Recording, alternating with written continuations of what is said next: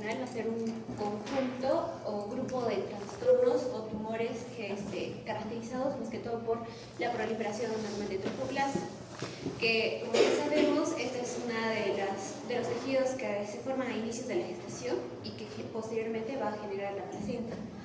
Entonces, cabe destacar este dato, que el trofoblasto va a sintetizar lo que sería la gonadotropina coriónica humana. ¿Y por qué es importante este dato? Es más que todo para cuantificar el péptido y a su vez nos va a ayudar tanto para el diagnóstico, el trastorno y la vigilancia de todos los trastornos que vamos a hablar. Según Williams, libro de obstetricia, tenemos un punto de vista histopatológico en el cual divide la enfermedad en dos grandes grupos, como lo que es la mole hiatiforme, que es completa, incompleta, incluso la invasiva, que algunos textos lo ponen a la mola hiatiforme invasiva, como las neoplasias trofoblásticas no molares. Y en este caso, hablando de las neoplasias trofoblásticas no molares, tenemos al coriocarcinoma, al tumor trofoblástico placentario y al tumor trofoblástico epiteloide. Bueno, ahora vamos a hablar sobre... Ahora, la enfermedad trofoblástica gestacional la vamos a dividir en benignas y malignas. En benignas viene a conformar con la mole hiatiforme, que puede ser completa o parcial, y en las malignas se van a verse implicados algunos tumores malignos y la mole invasiva, ¿no? Que es un subtipo de la mole hiatiforme cuando existe, ¿no? Siguiente pregunta. Entonces vamos a comenzar hablando de las neoplasias trofoblásticas gestacionales, que van a ser un grupo de tumores que son poco frecuentes y ellos también van a ser derivados del trofoblasto. Incluye la mole hiatiforme invasiva, el coriocarcinoma, el tumor trofoblástico placentario y al epiteloide. De todos ellos se dice que el coriocarcinoma es uno de los más agresivos y está básicamente porque tiene un crecimiento muy rápido, hace metástasis también y porque sus niveles de beta-HCG los vamos a encontrar incrementados. Siguiente, por favor. Bueno, comenzando con la mole invasora. La mole hiatiforme invasiva va a ser una mole hiatiforme que ha invadido el miometrio, los vasos uterinos y puede estar también presente en sitios extrauterinos como podría ser la pelvis y la vagina, ¿no? La invasión miometrial se va a realizar de manera directa, causando hemorragias, y eso se puede constatarse por medio de una perforación venosa, ¿no? La mayoría va a proceder de una mole hiatiforme completa, pero puede ocurrir también tras una mola parcial. Aproximadamente del 10 al 17% de las molas completas van a resultar, de las molas invasivas van a resultar de las molas completas, y 15 de ellas pueden producir metástasis en instancia, ¿no? Siguiente, por favor. En la epidemiología, después de la mola hiatiforme persistente, la mola hiatiforme invasiva y la metastásica son las más comunes de enfermedad trofoblástica gestacional persistente, ¿no? La incidencia de la mola hiatiforme invasiva es de 6 a 10 veces mayor que la del coriocarcinoma. Y en su fisiopatología, como ya lo mencioné anteriormente, clásicamente va a provenir de una mola hiatiforme completa y se va a darse porque persisten los restos del trofoblasto anómalo tras haberse evacuado esa mola hiatiforme completa. El trofoblasto va a invadir de forma excesiva el miometrio y también los vasos uterinos, ¿no? Y esto se va a verse en los niveles elevados de la beta-HCG, que van a continuar persistentemente elevadas tras 8 a 12 semanas de su evacuación, ¿no? Este puede diseminarse por vía hematógena a pulmón, vagina o pelvis, por ellos que también hay una invasión. Siguiente, por favor. Y los sitios más frecuentes a los que llega sería el útero, algunos sitios extrauterinos como ya lo mencioné, la vagina, la pelvis, la vulva y los pulmones, ¿no? Siguiente, por favor.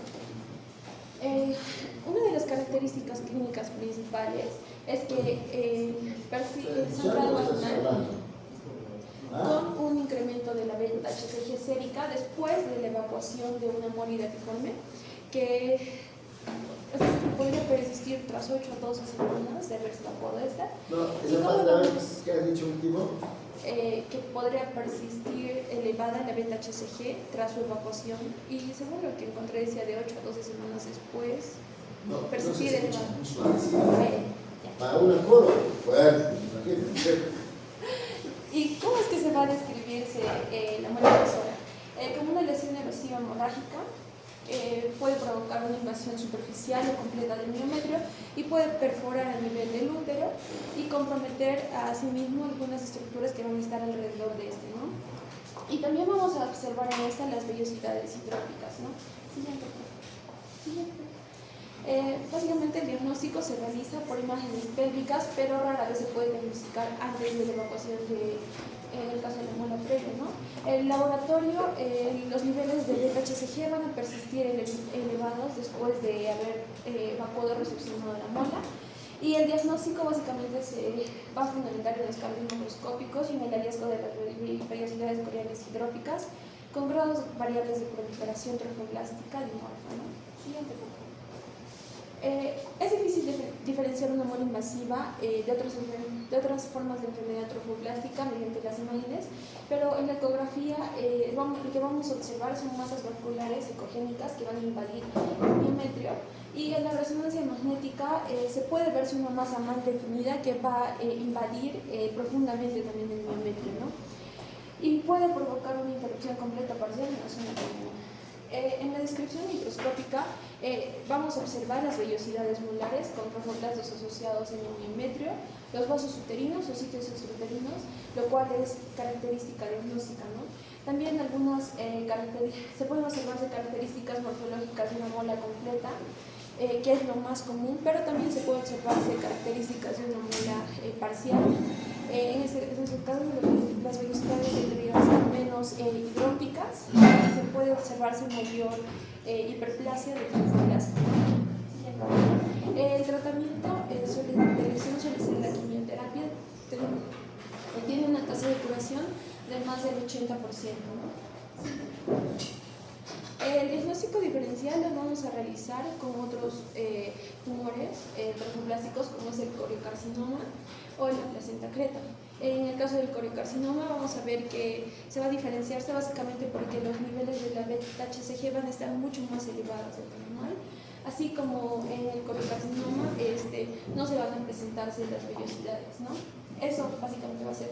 Y en cuanto a la placenta creta, aquí las vellosidades no muestran cambios hidrópicos y carecen de hiperplasia trofoblástica y atipia, y generalmente se va a presentar en una placenta término, mientras que los embarazos molares no olvidemos que se van a presentarse característicamente en el primer trimestre, ¿no? Lo cual nos podría ayudar para hacer el diagnóstico diferencial.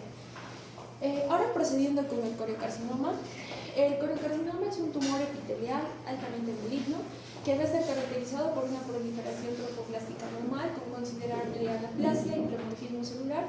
Y algo característico del coriocarcinoma es la necrosis hemorrágica y también la ausencia de las vellosidades coriónicas, ¿no? Como ya lo mencioné. Siguiente, por favor. Con respecto a la epidemiología, se va a afectar más a mujeres en edad reproductiva que tuvieron antecedente de embarazo previo, más comúnmente la muela hidatiforme completa, ¿no? Estas son las incidencias tanto en Estados Unidos, Europa y Japón, ¿no? Pero esta puede derivar también de cualquier tipo de tejido trofoblástico, ya sea de un embarazo molar, aborto, embarazo ectópico, embarazo intrauterino, prematuro o aténico. Pero, como ya les mencioné, el antecedente más frecuente es la muela hidatiforme completa, pero también se ha presentado casos en la muela parcial, ¿no? Siguiente. Bueno, aquí vamos a observar. ¿Y para qué has puesto esa imagen? Es que es la clásica imagen que se ve del coriocarcinoma, que es en bocanadas de nieve, y clásicamente se va, ¿qué? A tormenta de nieve, y bueno, esto se refiere a los valores elevados del beta-HCG que se van a encontrar elevados usualmente en embarazos múltiples o en embarazos molares, ¿no? Ya, ¿sí? Esto de ahí es imagen común y corriente de mola hidatiforme. O sea, yo esa imagen no puedo decir si es una mola invasiva, no, solo una mola hidatiforme. Nada. O sea, veo eso, mola, nada más. Siguiente. Bueno,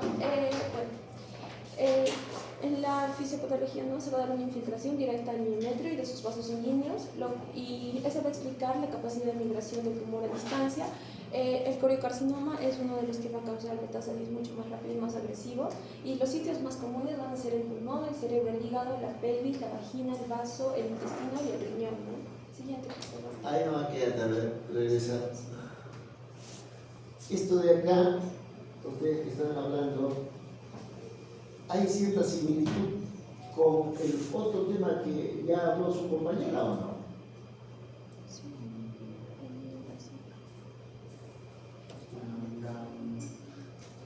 ¿Qué habló ella? ¿Qué habló? Además del código que habló. ¿Ves? Ni el nombrecito se han grabado. Ni el nombre, ¿ah? Entonces, si después de esto yo tomo examen, ¿cuál será el resultado? Al lado sería, ¿no? Al lado. Entonces, ya aquí han venido. Acá me imagino que han venido escuchar, concentrarse, aprender al quito, ¿no? Sí, porque acá está su pasajito y de vuelta, quitan oxígeno, no da, ¿no? Entonces, lo que me llama la atención es esto. En mola invasiva También hay metástasis. se hablaba, de acuerdo con que hay infiltración a nivel del miometrio, de acuerdo. Ya no tan de acuerdo, invasión a nivel de vasos, y que esos vasos, por la migración, en esa diapositiva anterior, se puede ir a pulmón, a hígado, No, era más pélvico vaginal. Este es no, más pero ahí está, ahí en cerebro. tu diapositiva está. Entonces yo me preguntaba, ¿y cómo saber si es mola invasiva que se ha ido a los pulmones? ¿O es una corio que también se ha ido a los pulmones? La diferencia es que en coriocarcinoma sí va a haber pues diseminación. Esto está bien. Se va a ir al hígado, a pelvis, vagina, pulmón, cerebro, hígado. Puede irse. Porque en moda también has puesto que va. Sí, pero con menos frecuencia. Más es pared vaginal, pelvis y vulva. Poco frecuente. Pulmón también he visto, ¿ah? Pulmón también. Ajá, pero poco frecuente. No, sí. Una pregunta de cultura general. ¿Tú cómo te llamas? ¿Algún animal rumiante que conozcas? Alpaca, ¿no? La vaca también, ¿no? Y acá hay alpaca, vaca, ¿sí o no? En el salón. ¿Ah? No, porque veo pues chicas que están rumiando. Entonces eso me Para llama no la atención, dormir. ¿no? ¿Ah? Y justo nos fregaba en la universidad nosotros, oye, acá hay rumiantes, ¿no? Porque no, pues no está bien que haya alumnos que estén rumiando, ¿no? O está bien eso, oye, chicas, ¿sabes? No, se ve un poquito mal, ¿no? Rumiar. Encima soplan, hacen sonar. Está fregado. ¿Qué estaba hablando? No sé, ya me olvidé, por culpa de la persona que está rumiando. Ya, siga para adelante. Bueno, las características clínicas. Estamos hablando de coriocarcinoma. Cierto. Ya. El sangrado vaginal es el síntoma más común, probablemente, pero también puede presentarse inicialmente con síntomas de una enfermedad metastásica. Si hay metástasis en los pulmones, puede presentarse con disnea, hemoptisis. En el caso del tracto genital inferior, se podría presentarse como nódulos miodáceos ubicados en la vulva, en la vagina o el cuello uterino.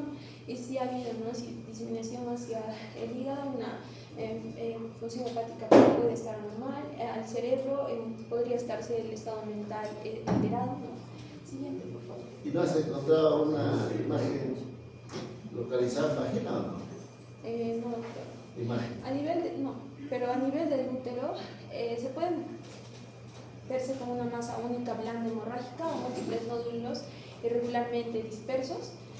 Los contornos del tumor único o múltiple van a ser imprecisos y en las porciones más periféricas es donde se van a ubicarse. Y como vemos se va a exhibirse, ¿no? La hemorragia. Siguiente, por favor. histopatología muestra un clásico patrón bifásico de la proliferación tanto del cito como el sincitio trofoblasto. En el citotrofoblasto es clásico que las células se encuentren mononucleadas pequeñas y sean de contornos precisos, ¿no? Aquí va a tener regular o considerable actividad mitótica, y en el caso del citotrofoblasto, las células van a estar grandes, multinucleadas y sin mitosis, ¿no? Generalmente no se van a evidenciarse las vellosidades crónicas, lo cual es muy evidenciable, ¿no? en el coriocarcinoma, y lo cual lo va a diferenciar también de la mole invasiva, porque en la mole invasiva sí hay vellosidades crónicas. Siguiente, por favor. Esta es la histopatología del coriocarcinoma. Aquí podemos ver, ¿no?, que hay una hemorragia asociada al tumor, la ausencia de vellosidades crónicas, lo cual distingue a la proliferación trofoblástica de una mola identiforme completa, ¿no? Siguiente, por favor. Ya.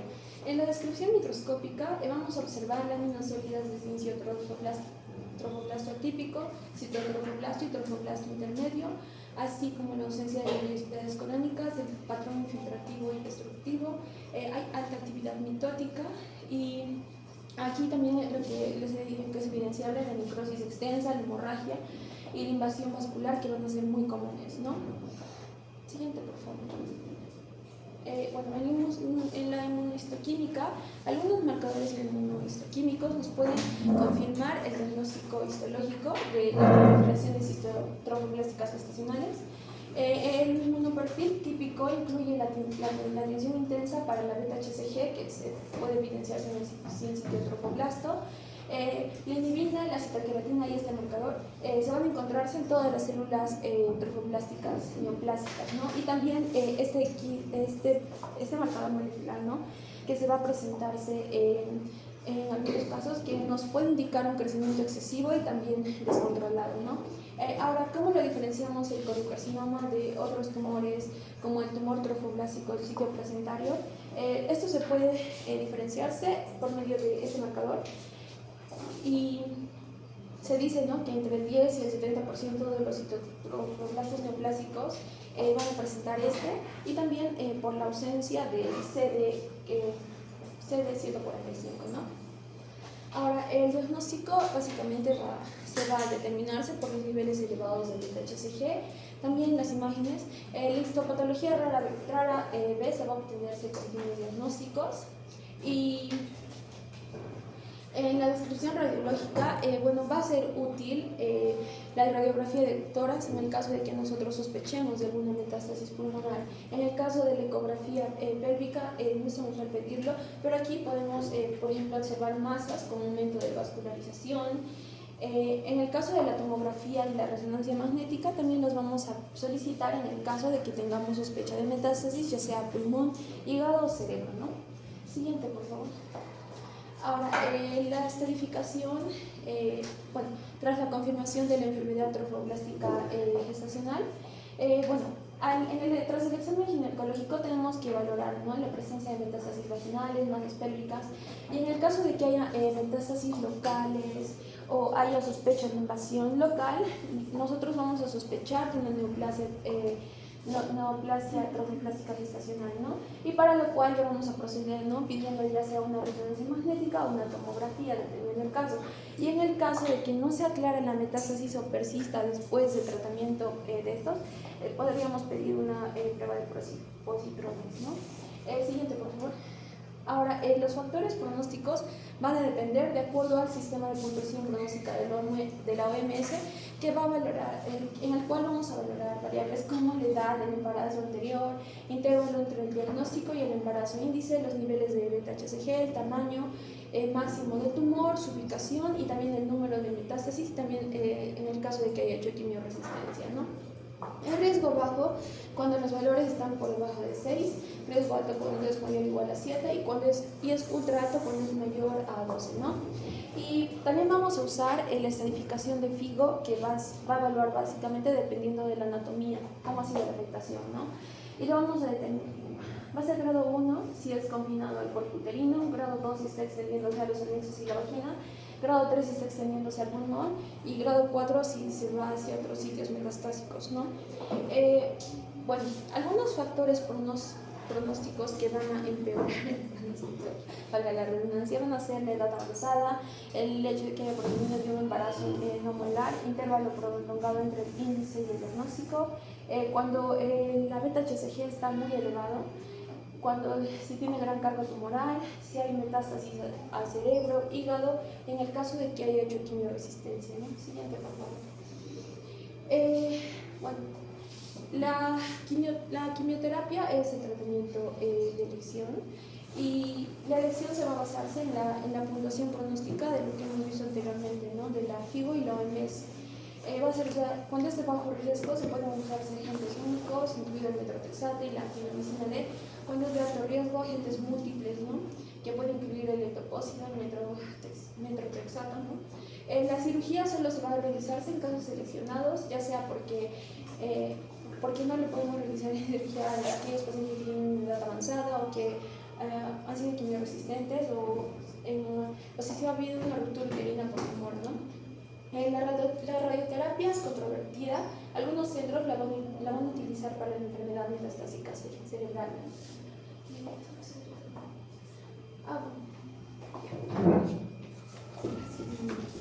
Gracias.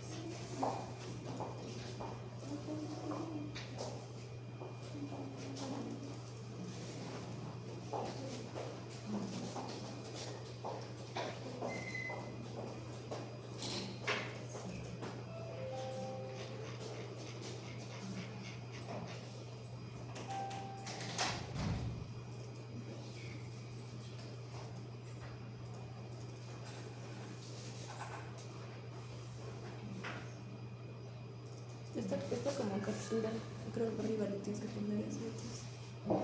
Al X de arriba, de la derecha, arriba.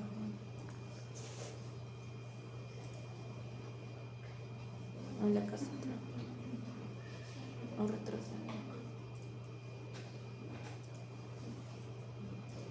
Ya, ahora vamos a continuar hablando sobre lo que sería la mola hidatiforme. Vamos a empezar. Porque debería de empezarse acá, ¿no es cierto? Bueno, en este caso, la mola hidatiforme se ha hablado desde antes de 400 años antes de Cristo por parte de Hipócrates, en el cual lo denomina la hidropesia uterina, en el cual menciona que la mola hidatiforme va a ser perteneciente a este conjunto de enfermedades trofoblásticas gestacionales que se originan netamente en la placenta y que tienen potencial de invadir localmente el útero y por ende metastizar. En este caso hay que hablar también de lo que sería de forma macroscópica, en la cual tenemos las placentas inmaduras excesivamente edematosas. Por ende, podemos decir que la hidatiforme molar, en este caso, va a ser producida por una fecundación aberrante. No es como se piensa, como un aborto, sea inducido o espontáneo, un embarazo ectópico o lo que sea el parto pretérmino o posttérmino, o a término, mejor dicho.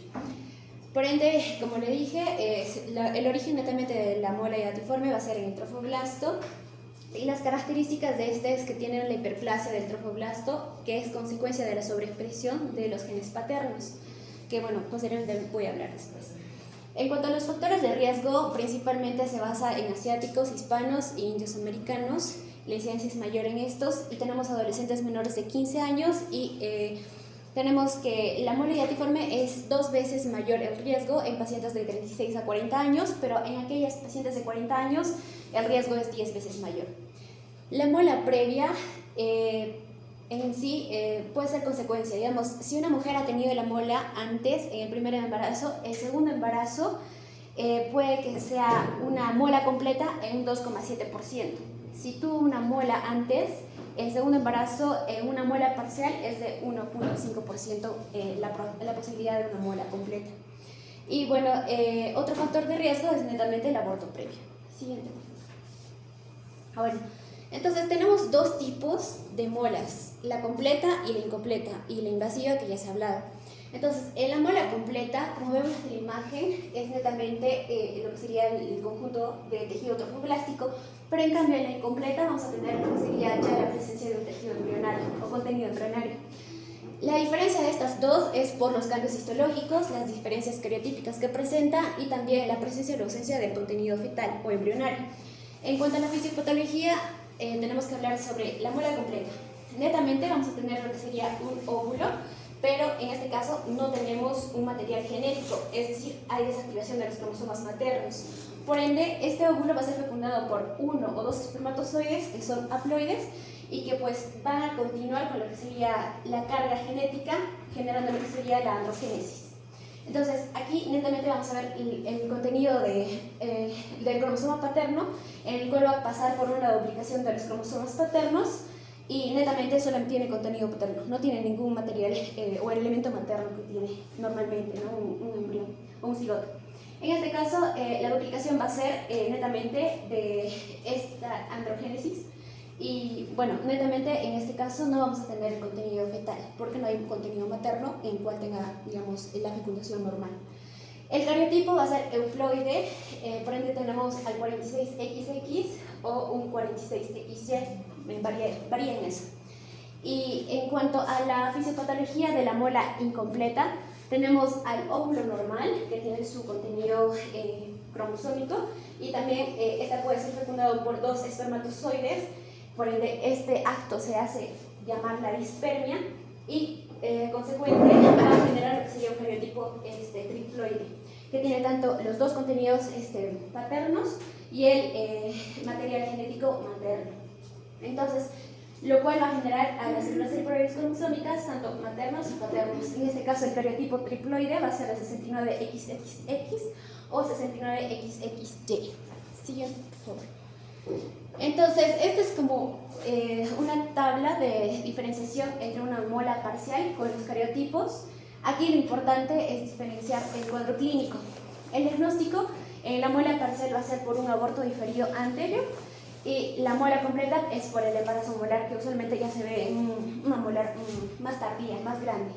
El tamaño uterino en la mola parcial va a ser pequeño para las fechas de la gestación y la mola completa va a ser grande, porque va a haber supercrecimiento en ese caso.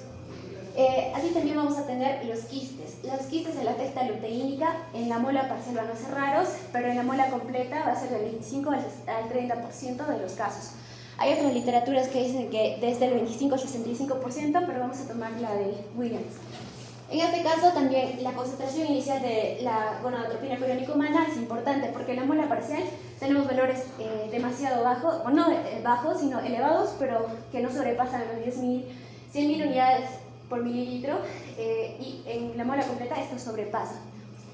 Y bueno, las complicaciones médicas son raras y poco frecuentes en tanto la parcial y la completa porque el diagnóstico ya se ha ido cambiando en las décadas. Es muy evidente que ahora se diagnostiquen con anterioridad o con anticipación lo que serían las molas y ya no tengan como que vemos una mola más avanzada y pues que genera lo que serían las complicaciones. Siguiente. Entonces, en cuanto a manifestaciones de tanto la completa y la incompleta, es como un embarazo normal. Vamos a tener lo que sería la amenorrea entre lo que sería el primer y segundo mes. Tenemos el sangrado anormal vaginal, que en este caso algunas pacientes pueden tener la anemia ferropénica, por lo cual se le da tratamiento para eso. Y también tenemos un aumento de la hormona gonadotropina coriónica humana, que a su vez puede generar lo que sería la hiperemesis gravídica. Como este aumento de la hormona de la gonadotropina coriónica humana hace el aumento de la manifestación de las náuseas y vómitos, por ende denominamos la hiperemesis gravídica. Y también tenemos lo que sería el crecimiento normal del útero, que tiene una consistencia blanda, que pues la variación del crecimiento del útero va variando según la paciente. También tenemos hipertensión arterial antes de la 20ª semana de gestación, lo cual esto puede generar una preeclampsia o una eclampsia. ¿Y esto por qué? Esto es debido a lo que sería la hipoxia del tejido tromboblástico, en el cual va a generar que liberen los factores antiangiogénicos y lo cual activa lo que serían las lesiones endoteliales y genera netamente la preeclampsia. Y las complicaciones importantes antes de ver en la muela es netamente el hipertiroidismo. ¿Por qué? Porque aquí vamos a tener que hay efectos similares a la tirotropina, la T4 libre, por parte de lo que sería la síntesis de la hormona coriónica humánica, y así a su vez vamos a tener el aumento de la tiroxina libre aumentada y la secreción de TSH baja, bueno, las concentraciones de la TSH baja. Y la otra complicación que hay que ver en la mola es la embolización trofoblástica, que netamente las manifestaciones van a ser por una disnea que va a presentar la paciente. En cuanto a la mola completa, tenemos un sangrado vaginal del segundo trimestre, pero que usualmente va a aparecer en la 16ª semana de la gestación. Y en la incompleta vamos a tener un aborto espontáneo que pues puede suceder a finales del primer trimestre y a inicios del segundo trimestre de gestación, más el sangrado vaginal. Entonces, acá tenemos un diagnóstico. Tenemos el diagnóstico de la menorrea de 1 o 2 meses, una hemorragia regular que presenta la paciente. Entonces, ¿qué se le hace? ¿Qué nosotros pedimos? Es la prueba de embarazo. Entonces, con la prueba de embarazo, ¿qué hacemos? El diagnóstico del embarazo de la mola todavía no, sino que tenemos que ver todavía la ecografía. Entonces, para esa secuencia es la prueba de embarazo y la ecografía netamente de la mola ligatiforme. En cuanto a la cuantificación de la beta-HCG, tenemos a la concentración en la completa, que es más elevada, es por arriba de lo que serían los valores normales a la edad gestacional, y en la incompleta es elevada, sí, pero no tan elevada como la completa, porque en aquí se mantiene dentro de los límites de la edad gestacional para la edad, o sea, dentro de lo esperado. En la completa ya también este aumento de la concentración sérica nos puede dar falsos positivos, en los cuales tenemos que ver netamente lo que sería la prueba de orina. Y esto porque se da netamente por la sobresaturación del análisis de la hormona excesiva. Por ende, netamente vamos a tener como que esa duda diagnóstica. Y por ende es importante la ecografía. ¿Sí? Por favor. Entonces, en la ecografía, en la completa, vamos a tener 2 diagnósticos. Una, netamente aquí vamos a tener lo que sería una masa uterina ecogénica y numerosos espacios, lo que serían quísticos y anecoicos. No vamos a tener lo que sería el contenido fetal, acá no hay como la gráfica, y tenemos un aspecto de tormenta de nieve que ya se estaba hablando anteriormente. En cambio, en la ecografía de la mola incompleta vamos a tener netamente ya una placenta multiquística.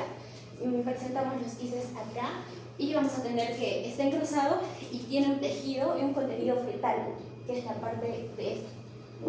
Y netamente se compara con lo que sería la imagen y la figura. Entonces, en la ecografía nosotros podemos tener diagnósticos diferenciales de diferentes enfermedades, bueno, no enfermedades, sino diagnósticos como el aborto incompleto o diferido, el embarazo multifetal o un leiomioma uterino con degeneración quística. Siguiente, por favor. En cuanto al diagnóstico patológico, hay que ver netamente que estos dos se diferencian por eso, por la histopatología. Porque hay una proliferación del tropoblasto y vellosidades con edema estromal, sí, en ambos. Pero en la incompleta vamos a tener que es menos avanzada lo que sería la proliferación y las vellosidades que en la completa. En la completa ya está más avanzada.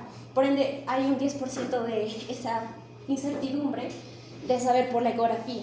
Entonces, netamente vamos a tener el edema estromal y acá tenemos una focal que es el edema incompleto en lo que sería en la mola hidatiforme incompleta, y un edema diseminado ya en lo que sería una mola hidatiforme completa, más allá de lo que sería la 10ª semana de gestación.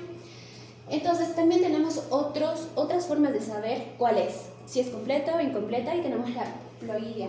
En este caso es netamente averiguar e identificar lo que sería el contenido cromosómico que tiene la mola. En este caso, una mola parcial, como les dije anteriormente, tiene una triploide, un contenido triploide, un cariotipo triploide, y la mola completa tiene el cariotipo diploide.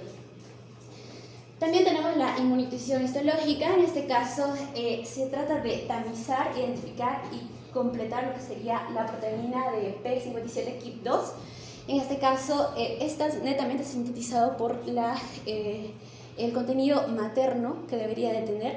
Sin embargo, aquí hay que ver. Entonces, anteriormente hablando de la fisiopatología, si nuestra muela parcial es con contenido tanto paterno como materno, tenemos que sí está presente la proteína P57-KIP2. Entonces, por ende, se expresa.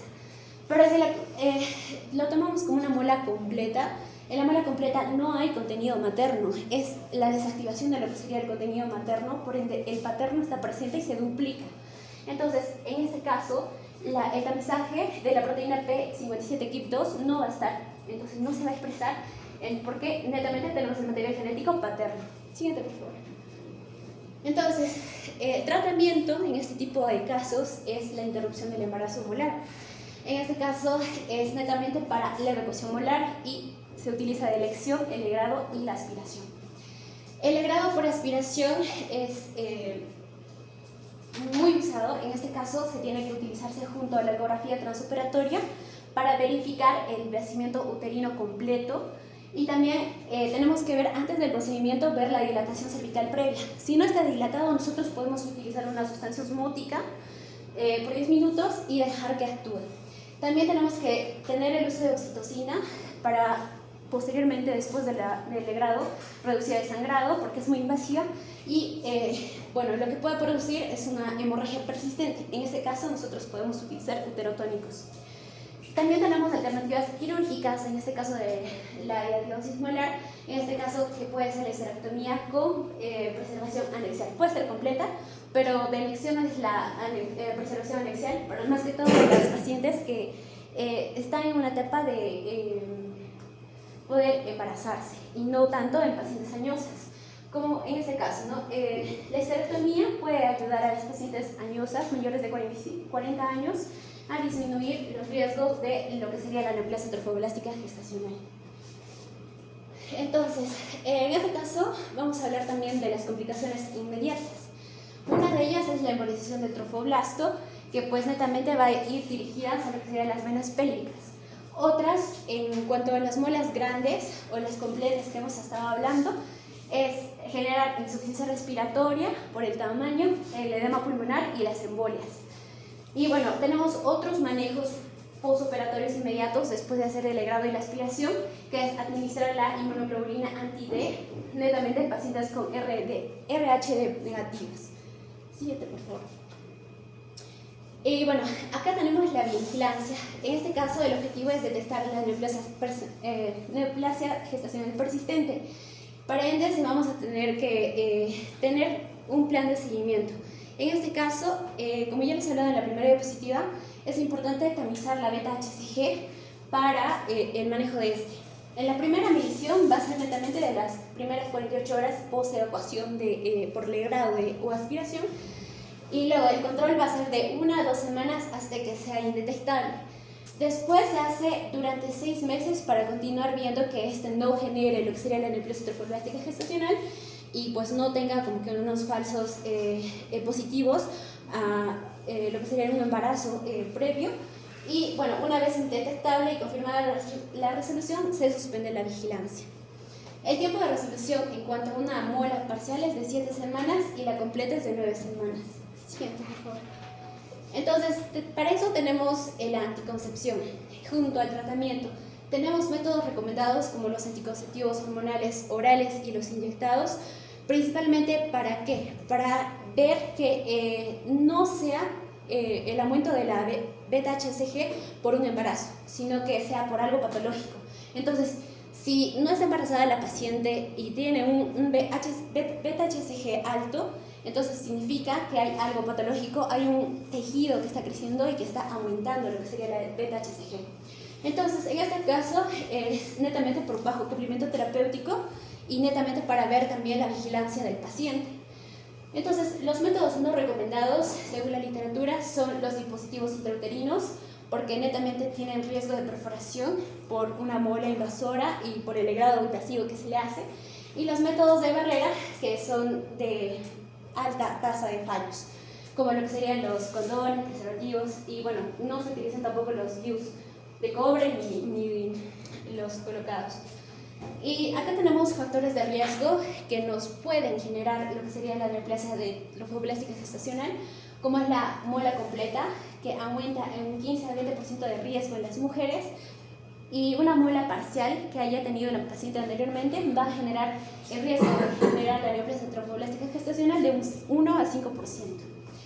También está como factor de riesgo la edad materna avanzada, el tamizaje de la beta-HCG mayor a 100.000 microunidades por mililitro, y el útero de tamaño que va a ir creciendo de acuerdo a la edad, ¿no?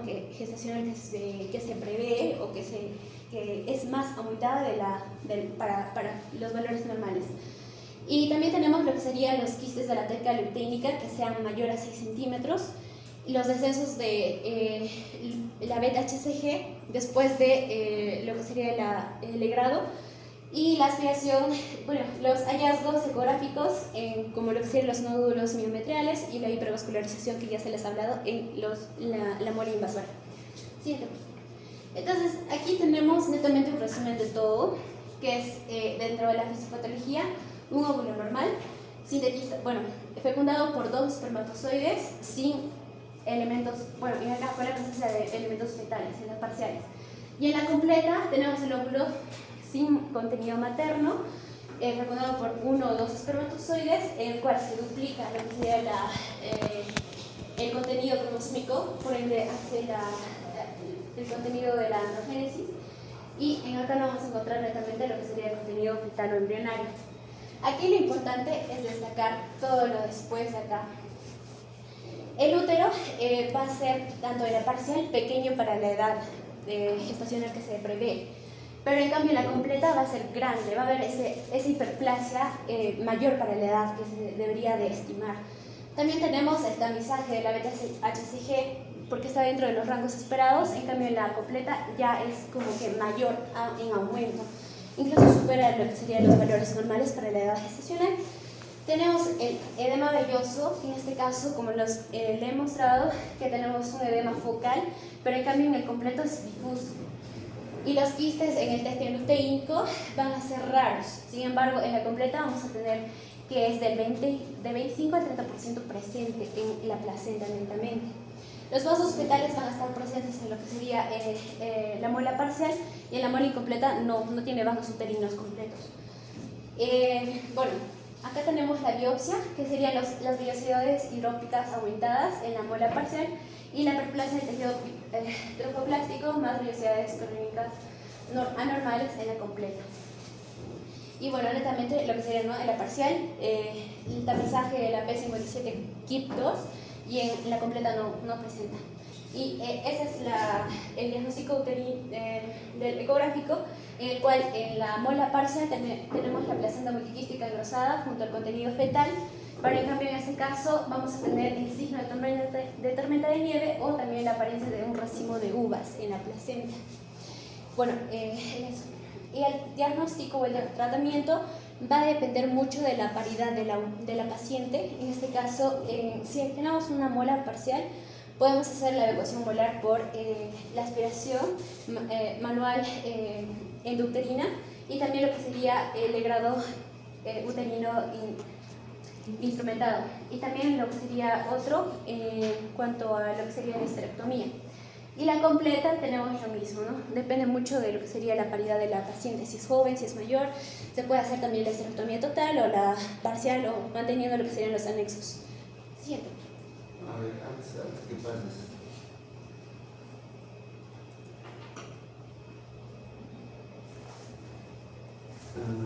Ya, dos cosas. Ahí en tamaño uterino, ¿dónde está el tamaño uterino? Tamaño uterino. Dice, todas son grandes. En todas encontramos altura uterina crecida. ¿Algo así? No. Viendo, ¿no, doctor?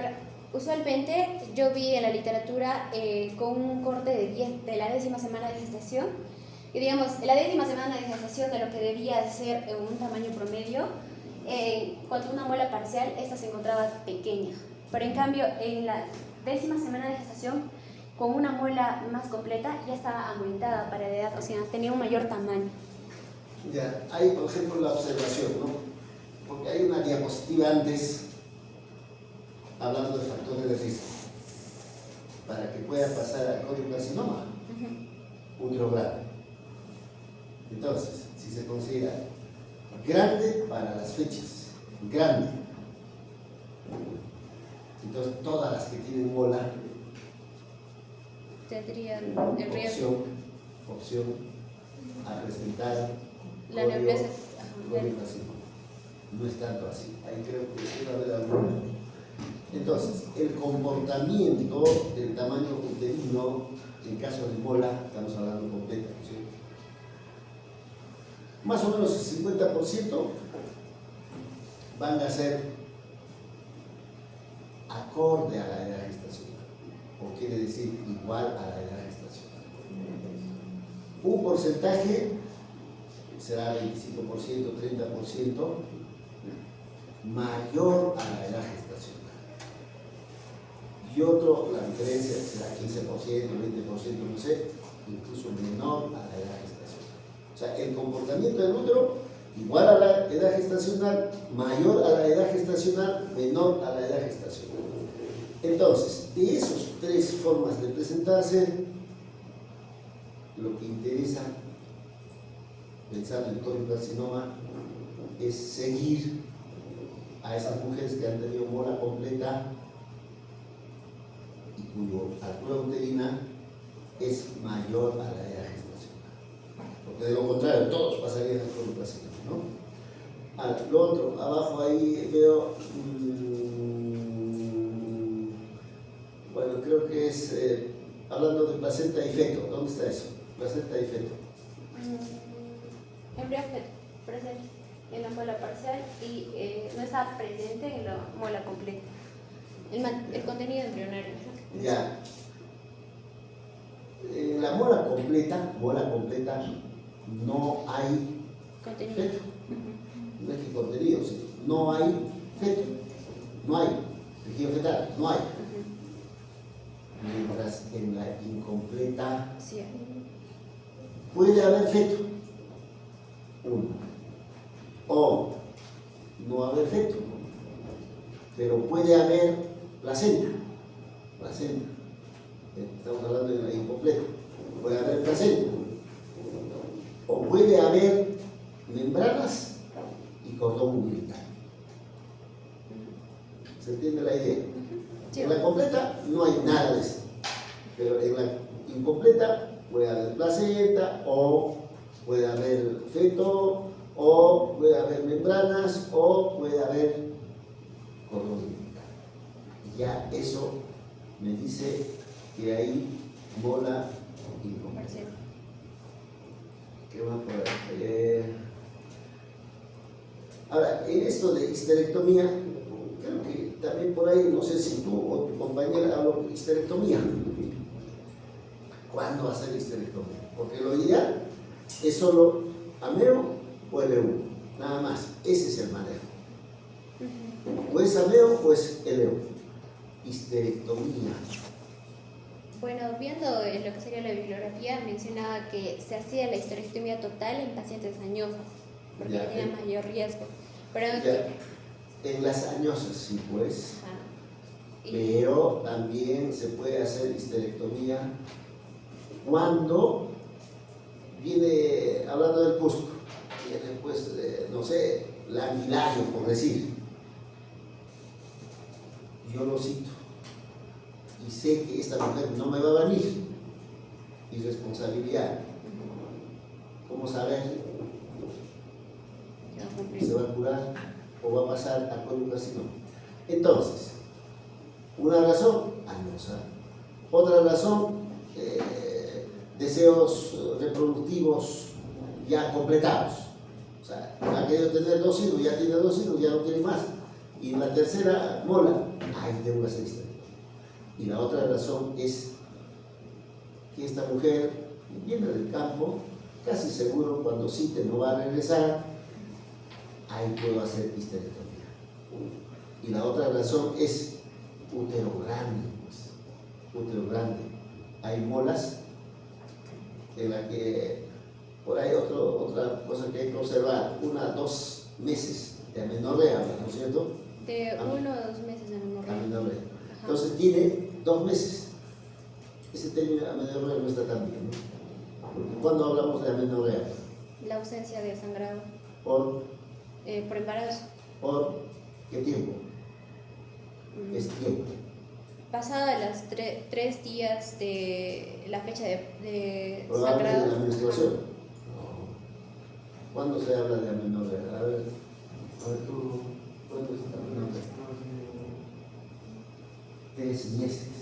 Ausencia de la menstruación por más de 3 meses significa más de 90 días. 91, ya. Entonces, ahí, bueno, entonces, tengo 2 meses de embarazo, 8 semanas, pero la altura uterina está por encima del ombligo. Porque 2 meses, ¿dónde estaría el fondo uterino? 2 meses. ¿Dónde sería el fondo uterino? ¿Dónde estaría? ¿Dónde sería? Entre el ombligo y la zona. Jorge. 2 meses estamos hablando, 8 semanas. ¿Dónde estaría el fondo uterino? Eso hemos hecho teoría, ¿no es cierto? 2 meses intrapélvico. Cuando a qué edad gestacional el fondo uterino está en el abdomen, ya a nivel del hipogastrio, lógicamente, ¿no? Entonces le decía, el fondo uterino, 10 semanas a nivel del sífilis pubis. A los 12 semanas yo puedo palpar el fondo uterino ya en el hipogastrio. O sea, pasando el pubis, el hueso pubis, pasando. Estamos hablando 8 semanas, en este caso, encuentre por encima del ombligo. Ya sería grandazo, ¿no es cierto? Eso se cumple con lo que estamos analizando, esto de altura uterina. Esa mujer casi seguro que va a ir a corioplastia. Estamos hablando 8 semanas, normalmente intrapélvico, pero en este caso, en mola, estamos hablando de mola teórico, ya está a nivel del ombligo. Entonces, ese útero demasiado agresivo, ¿no es cierto? Seguramente eso lo correlacionamos con los ángeles beta. ¿Por ahí hay beta o no? ¿Hay beta o no? Ya, relacionamos. Casi seguro que esa mujer, correlacionando con beta, va a estar pues, por encima de 100.000, 200.000, 300.000, 400.000. Entonces, un criterio, factor de riesgo para corio, es por encima de 100.000. Entonces, si con ese útero que está por encima del ombligo, casi seguro que tiene 200.000, 300.000, ¿para qué solo hago evacuación? Tendría que hacer histerectomía, como dice ahí. Histerectomía, o sea, se puede hacer, pero en un pequeño porcentaje de mujeres que cumplen ciertos criterios. Nada más. Sigamos.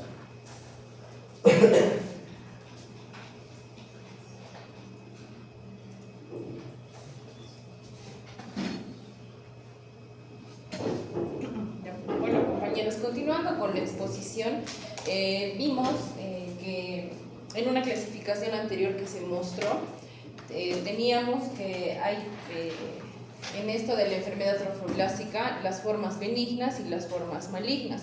Dentro de las formas malignas existe esta clasificación en donde hablaremos acerca del tumor trofoblástico del sitio placentario. Y bueno, acá tenemos una imagen referencial para que ustedes puedan ver cómo es este tumor. Bueno, todas esas enfermedades que hemos visto van a ser de origen del trofoblasto. ¿Qué significa eso? A ver, regresa a tu diapositiva. ¿Cómo lo interpretamos? Tumor trofoblástico del sitio placentario. ¿Cómo lo interpretamos? Bueno, al ser un tumor, esta ya va a ser una neoplasia por proliferación excesiva de las ¿Qué células. más? ¿Qué otra opción más tenemos? También va a haber cáncer, metástasis, riesgos. Si tú miras esa imagen, tu figura, imagen, ¿qué te llama la atención?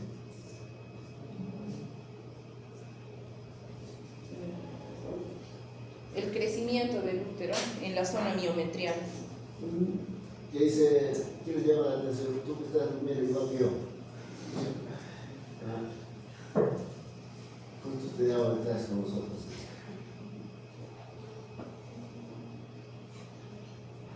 Bueno, ¿cuál es la interpretación? O sea, analizar solamente el título, ¿no? Tumor trofoblástico del sitio placentario. O sea, es un tumor que nace en el lugar donde se implantó la placenta. Y miran allá la imagen. Acá el tumor está en todo. Justamente está donde estaba la placenta. O sea, ahí nace ese tipo de tumores, ese tipo de llagas. En el lugar donde estaba implantado la placenta. Ahí imagen también. Bueno, para a manera introductoria y se entienda bien el origen de estos tumores, vamos a ver que en la placenta existen 3 tipos principales de trofoblasto y se pueden ayudar guiándose con la imagen, ¿no? Tenemos el citotrofoblasto, el sincitiotrofoblasto y el trofoblasto intermedio. En este caso, para tratar estos 2 tumores, vamos a centrarnos en el trofoblasto intermedio, ya que dentro del trofoblasto intermedio hay 2 subpoblaciones.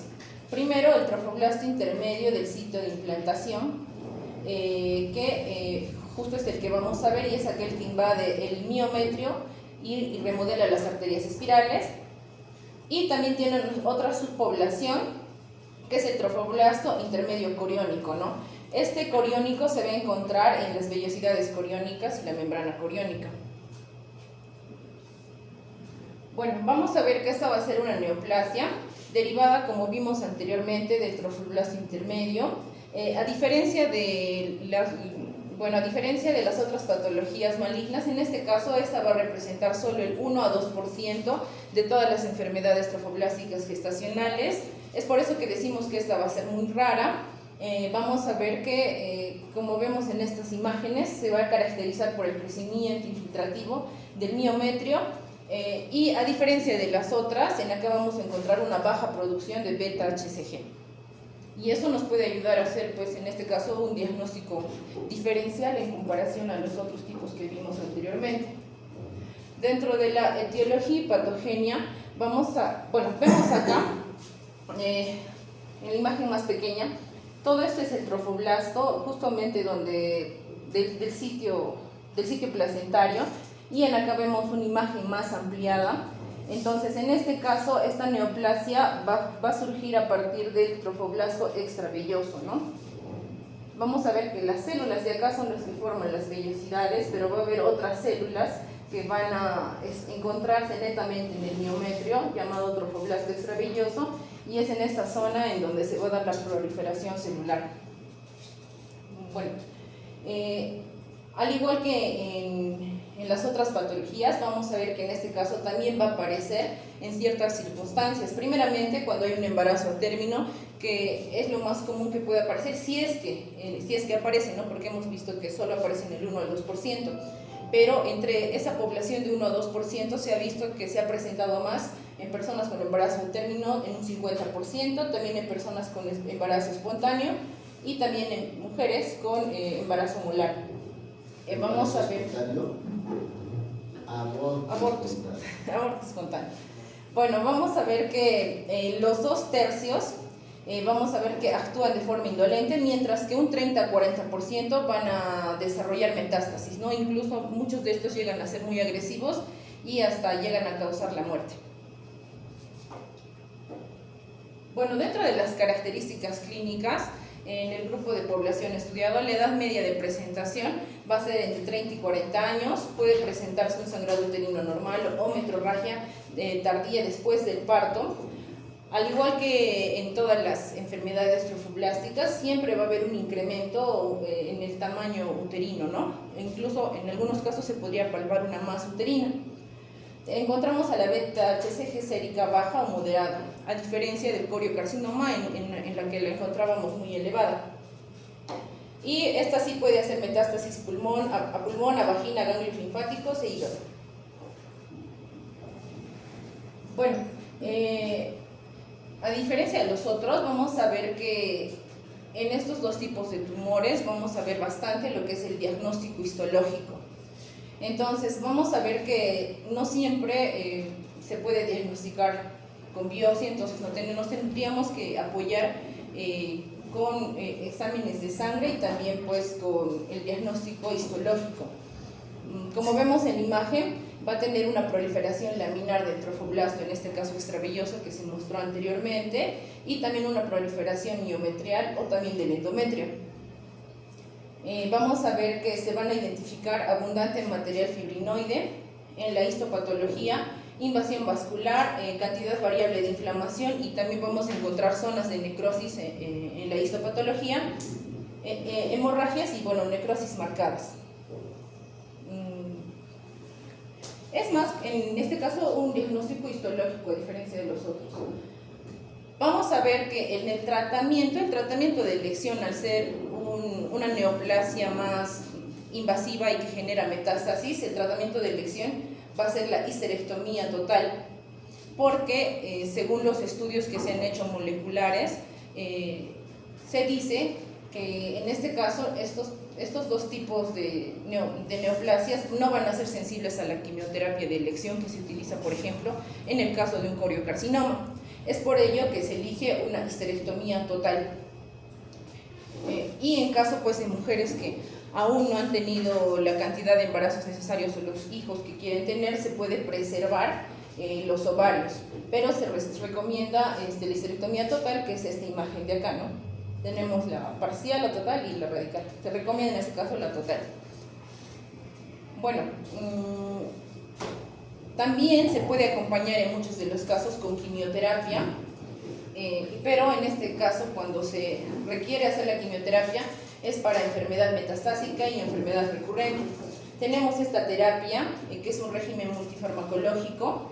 Entonces el EMA comprende estos fármacos, todos estos fármacos, ¿no? Pero se dice que, como les mencionaba anteriormente, que estos no responden bien porque estos tumores son menos quimiosensibles, aunque se utiliza en estos casos, cuando hay riesgo de alta metástasis o enfermedad recurrente. Ya. El pronóstico va a ser mejor si solamente la enfermedad está localizada en útero. Tenemos factores de mal pronóstico cuando hay un intervalo mayor a 2 años desde el embarazo índice. Esto quiere decir que desde su último embarazo que tuvo la mujer, y ya sea un embarazo normal, un embarazo molar o un embarazo ectópico, si se identifica la patología mayor a 2 años, entonces esto quiere decir que hay un peor pronóstico. También si hay metástasis múltiples y cuando la beta-HCG está mayor de, en este caso, 1000 unidades por litro. La segunda patología que veremos en este caso va a ser el tumor trofoblástico epiteloide.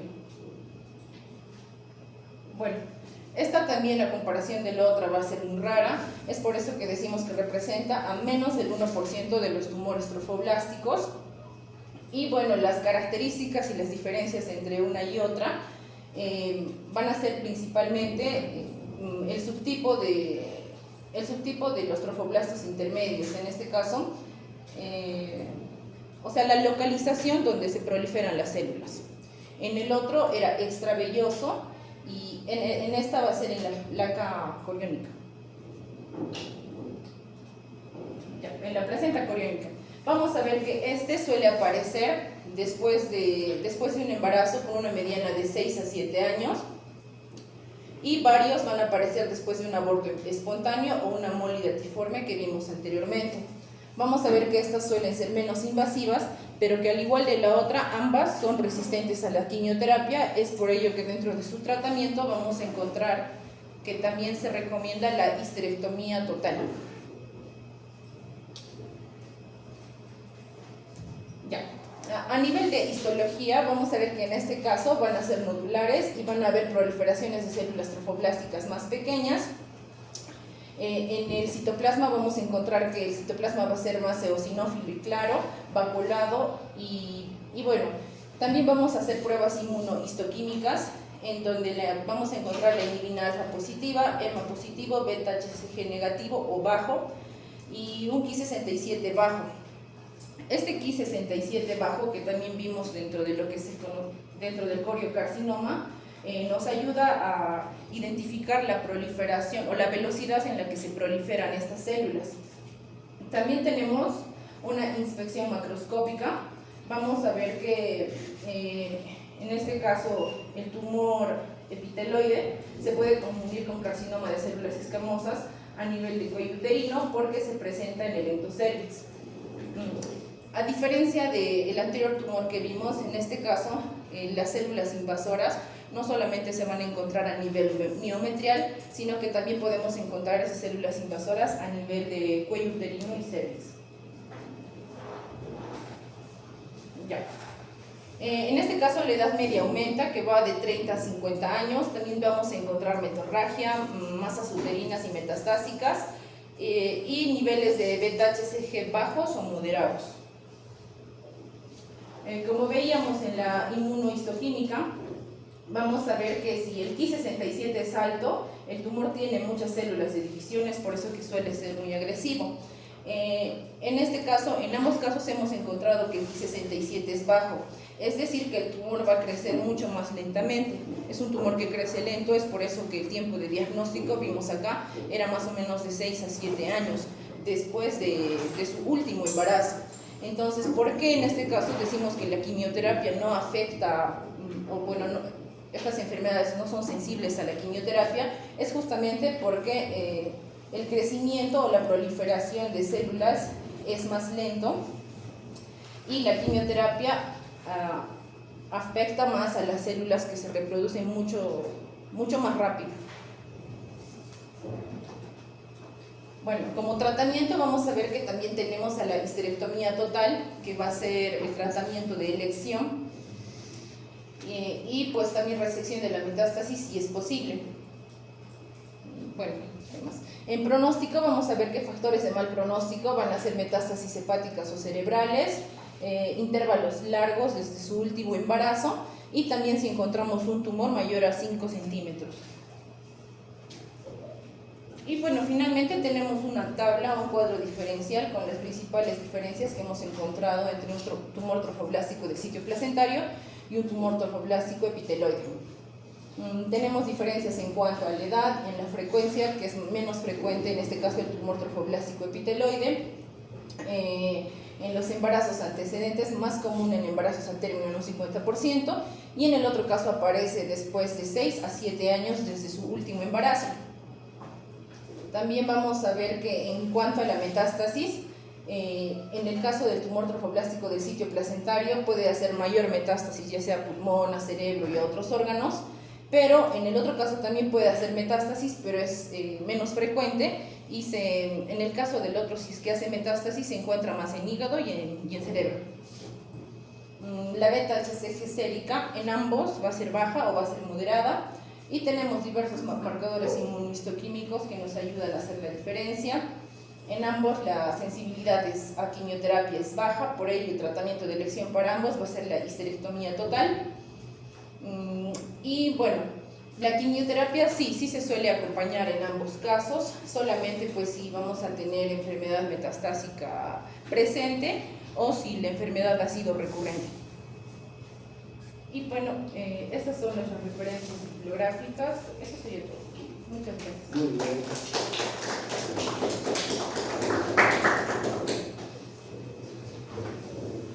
¿Alguna pregunta o comentarios? ¿Cuántos han venido hoy día? 1, 2, 3, 4, 5, 6, 7, 8, 9, 10, 11, 22.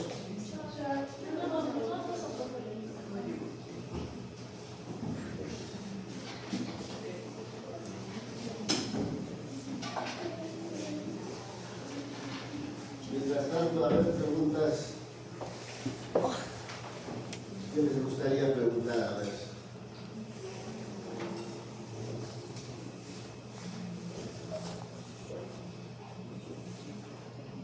Hay una diapositiva de metástasis, no sé quién puso el que se dio, ¿qué apellida? ¿Lesama o Bustamante? Yo soy Bustamante. ¿Ah? Yo soy Bustamante. Sí. Puso Lesama o Bustamante, he dicho. Una de ellas ha puesto. A ver, metástasis, a ver, ponga. Metástasis, despacio.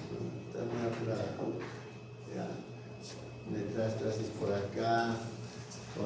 Hay incluso una imagen puesto acá, no creo. He visto imágenes.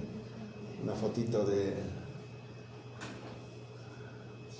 Ya, esto creo que podemos aprovechar para hablar por ahí, con todo tumor,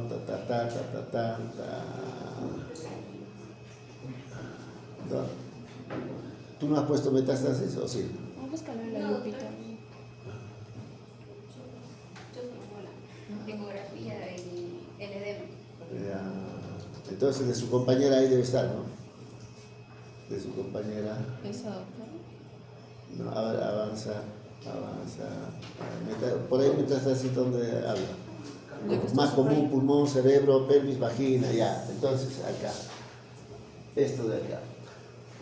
Bueno, cuando uno está frente a coriocarcinoma, lugares de metástasis no está tan ordenadito. Por decir, metástasis a distancia para pulmones, uno. Pero metástasis cercano al útero es vagina. Vagina es abordable, ¿no? Entonces, generalmente estas mujeres que tienen metástasis a vagina van a venir con historia de sangrado.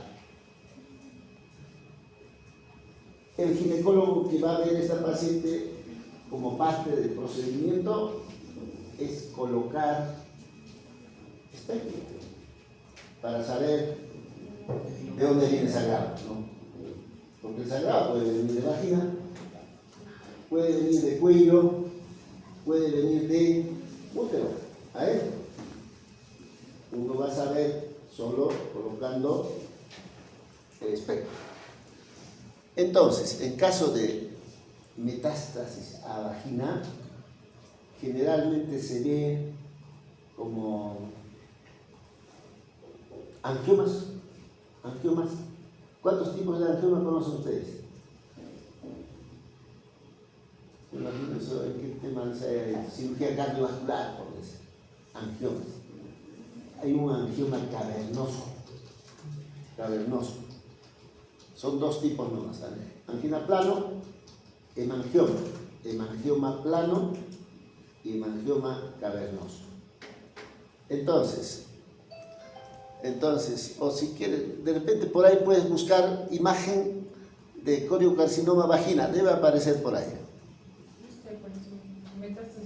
Vagina, ¿cuál es la imagen que aparece? Eso, ya, bueno, igualito que hemangioma cavernoso, igual, porque hemangioma cavernoso es una mancha abultada, ¿no es cierto? Abultada. Igualito es hemangioma o metástasis a vagina de coriocarcinoma, igualito. Es una masa violácea, más o menos de este tamaño, abultada. Y como llama la atención y uno nunca ha visto, a veces a uno se le puede ocurrir hacer, si quiero saber de qué se trata, ¿no es cierto? ¿Qué haría? Biopsia, haría, ¿no? Porque si quiero saber de qué se trata, biopsia. Ni se les ocurre hacer biopsia. Ni tocarlo así, ni tocar la puna. O una hemorragia de ese lugar, de esa cosita. Un hueco de sangre. Y se muere. He visto un caso, morirse en Lima, en emergencia generalmente está el reciente segundo año. Como nunca nos ha hablado así, puso y agarró una Fester, ¿conocen pinza Fester? Cogió, jaló y ahí se viene una hemorragia. Pues, una masa violácea en antecedentes de una mujer que tuvo aborto, embarazo ectópico, mola, que viene por hemorragia. Y si encontramos esa masita, ni tocar. Porque cuando habla de coriocarcinoma antecedente, ¿qué es pues? Es parto, es aborto, es ectópico, es mola y algo. Lógicamente más está relacionado con mola. Pero también puede venir después de un aborto, después de un embarazo ectópico, después de un parto. Ya. Ah, eso creo que puede ser, ¿no es cierto? Eso que está señalando, así nomás es, una cosita, chiquito. No es grande, ¿no? Es pequeñito. Ahora, tú, además de conocer Plaza de Armas del Cusco, ¿qué parte conoces? Fuera del Cusco. Pasando el cerrito de acá, pasando Continental de acá, pasando el cerro. ¿Qué parte conoces? Urubamba. Él va a trabajar en Urubamba. Ya, le matamos, será pues, ¿cómo se llama esa ruina que está por ahí? Ollantaytambo. Entre Urubamba y Ollantaytambo hay otro pueblito, ¿cómo se llama? Hay otro todavía, pues, antes, pasando Urubamba. Yanaguara, ¿no? Yanaguara. Ya, él va a estar en Yanaguara. Atendió un parto. No, está en control prenatal. Es una gestante de 8 semanas, 10 semanas, no sé, 12 semanas, podrá ser. ¿Cuándo sospecharías en una mora? Porque en los pueblos hay que detectar eso. Y es más sospecha clínica. ¿Cuándo sospecharía? Por lo tanto, yo sospecho, y lógicamente ya ahora no hay ecógrafo, no hay nada. Tengo que enviar pues a Urubamba de repente, a Cusco seguramente. ¿Cuándo sospecharías? ¿Tú cuándo sospecharías? Netamente cuando ya, digamos, ya está en embarazo, sabemos que está en embarazo, le hacemos el tamizaje de la beta-HCG, vemos los valores si están elevados o están... ¿Cuándo sospecharías? Ahí ya no hay beta-HCG. Cualitativo seguramente va a haber, cuantitativo no va a haber. Entonces, había una hemorragia espontánea anormal y netamente teniendo una ecografía, visualizando lo que... No hay ecografía. En los pueblos no hay ecografía. Crecimiento uterino. Ya, entonces, ahí hay dos cosas, quizás, seguramente falta uno, no recuerdo, quizás, para sospechar. ¿Cuándo sospecho? Porque todo es, en medicina es sospecha clínica. Porque de lo contrario, tendría que ir en todos los pueblos, no es así, sospecha clínica. Sospecha clínica, ahí está, hiperemesis grávica. Hiperemesis grávica. Una mujer, náuseas, vómitos. Ya hemos hecho hiperemesis, ¿cierto? Sí.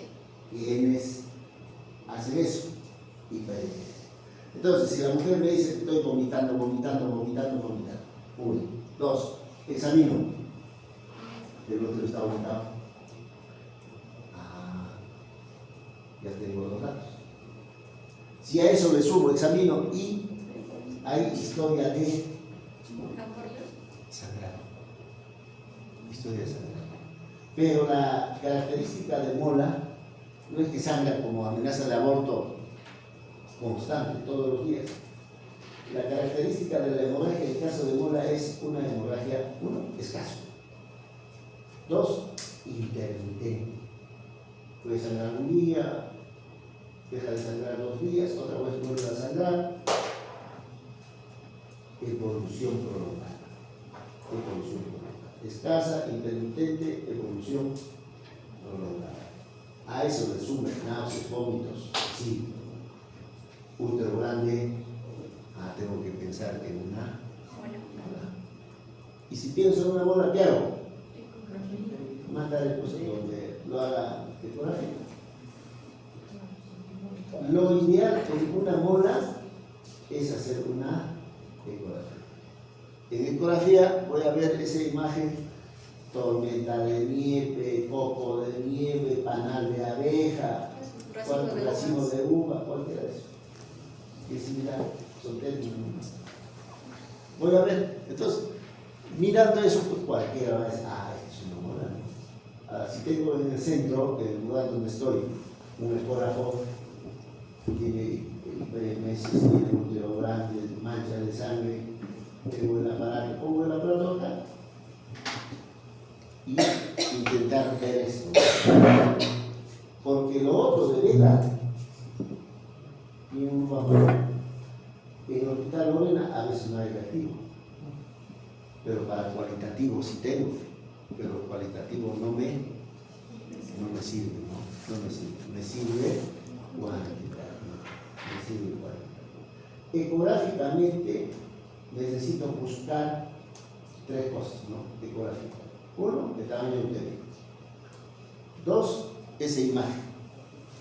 Tres, presencia del cuerpo.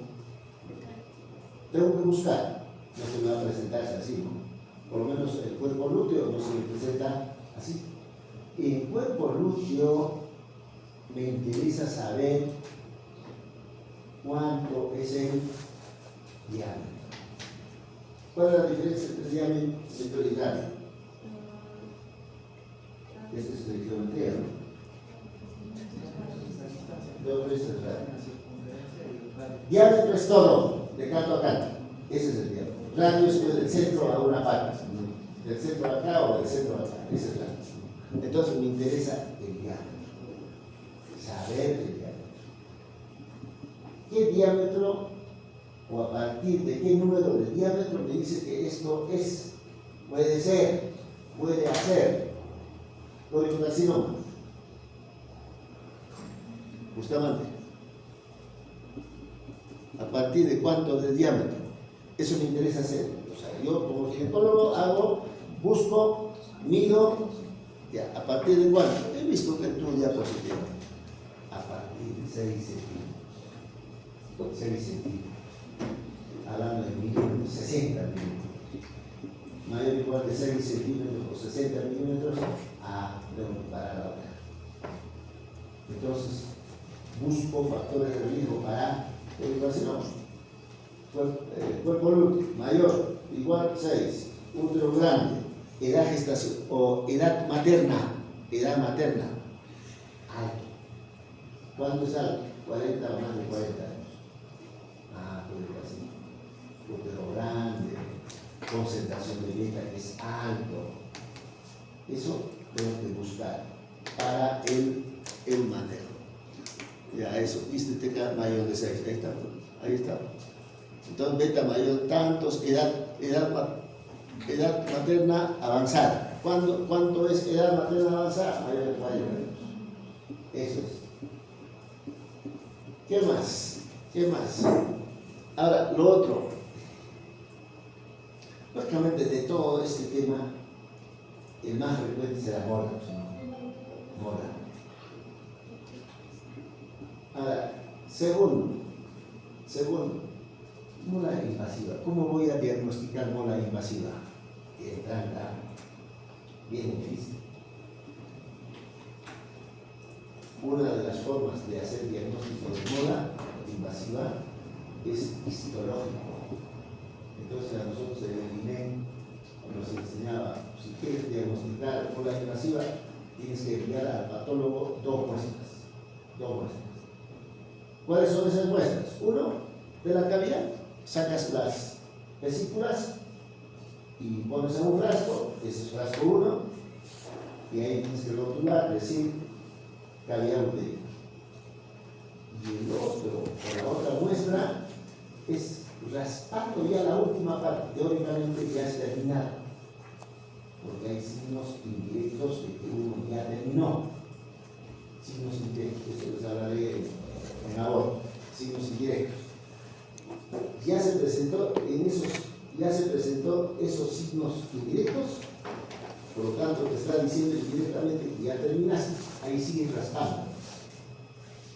Eso que has raspado lo último, pones al frágil.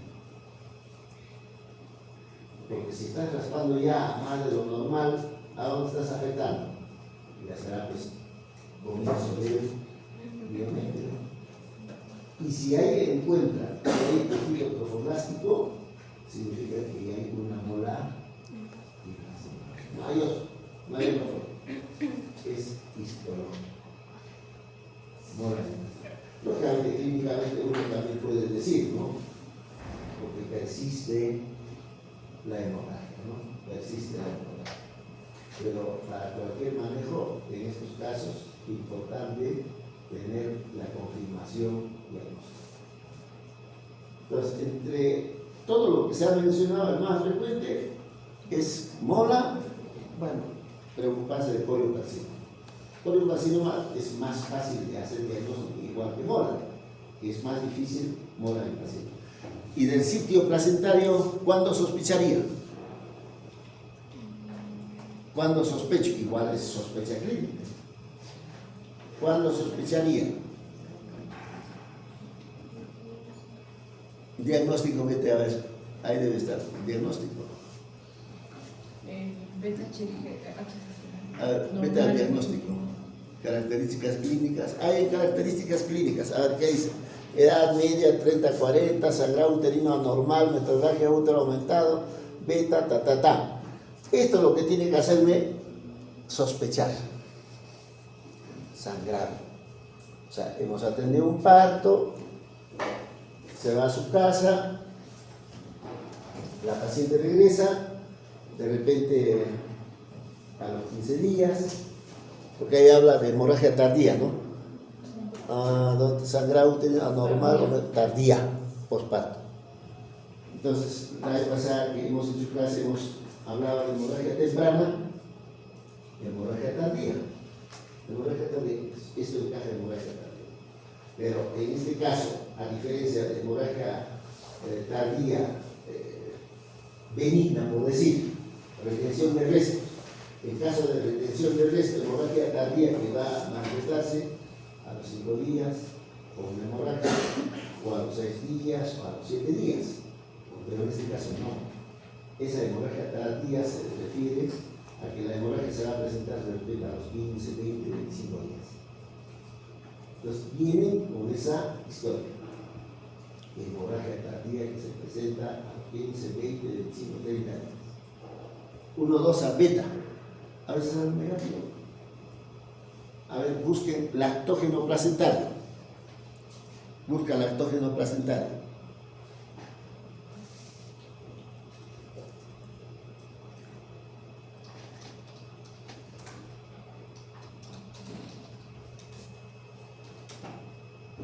¿Qué dice ahí? La hormona producida por la placenta durante el embarazo que ayuda a preparar el cuerpo para la lactancia. Bueno, el lactógeno placentario, una de las formas de hacer el diagnóstico de tumor del sitio placentario a través del lactógeno placentario. El lactógeno placentario va a mantenerse alto. Es una hormona que se produce, sintetiza en el embarazo, pero en este caso se mantiene alto.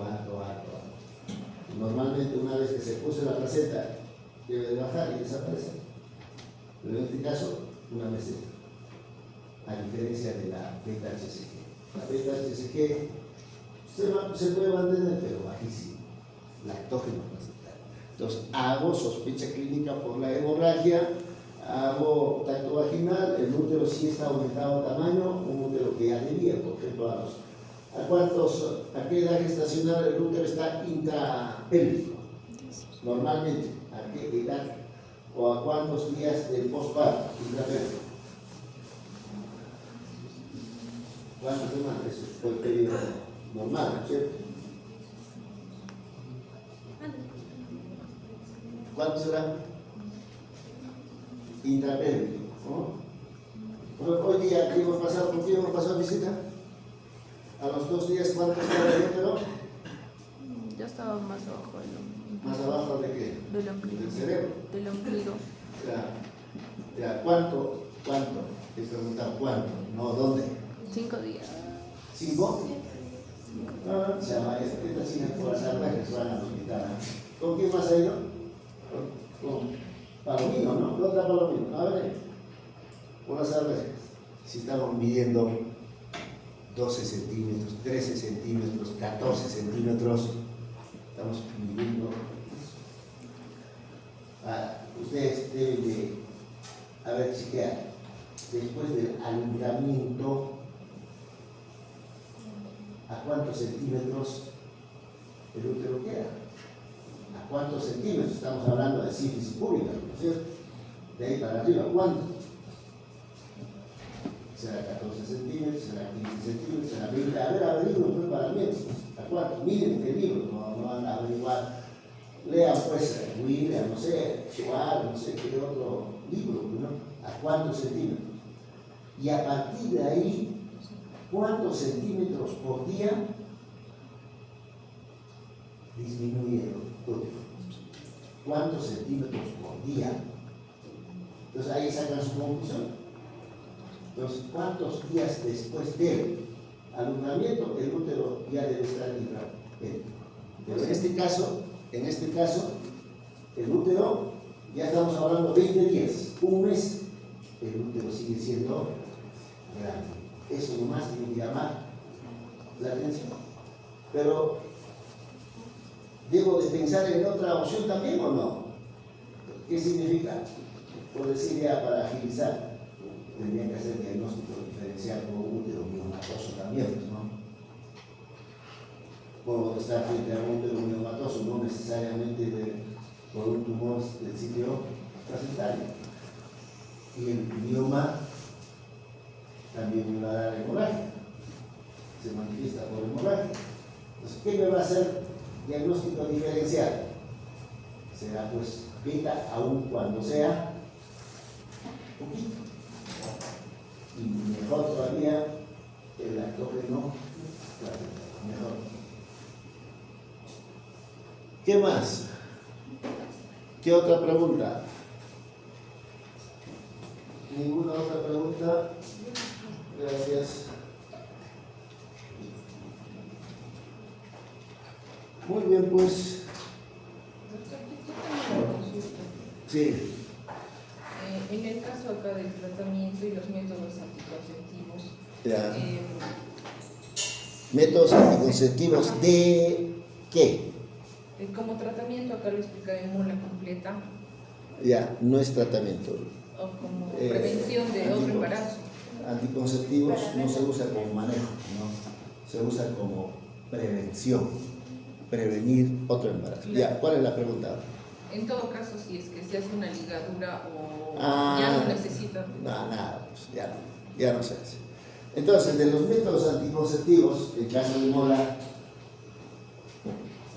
¿cuál es el método anticonceptivo de elección? ¿Cuál será? Los anticonceptivos orales combinados. Ya, los anticonceptivos. Los anticonceptivos hormonales. Los anticonceptivos. ¿Y por qué no los DIU, por decir? Porque también se puede usar. Por el riesgo de perforación. Perforación claro. También se puede usar preservativos, pero el riesgo de embarazo es alto. O sea, la idea de los anticonceptivos es evitar nada más embarazo. Entonces, si le digo, ya para que le doy tus anticonceptivos ¿no? ¿Para qué? Si le hago vasectomía, ¿para qué le doy? Aunque en vasectomía sí todavía los 3 primeros meses puede embarazar. Los 3 primeros meses. Pero los 3 primeros meses, bien claro que se embarace también, ¿no? Bien claro. Piña sería que se embarace los 3 primeros meses. Piña. De contra piña sería. Entonces, ligadura, ya, nada, seguro, ¿no? Muy bien, ahí quedaremos, pues. Acá está mejor, creo, para hacer clases. Muy bien. Sí.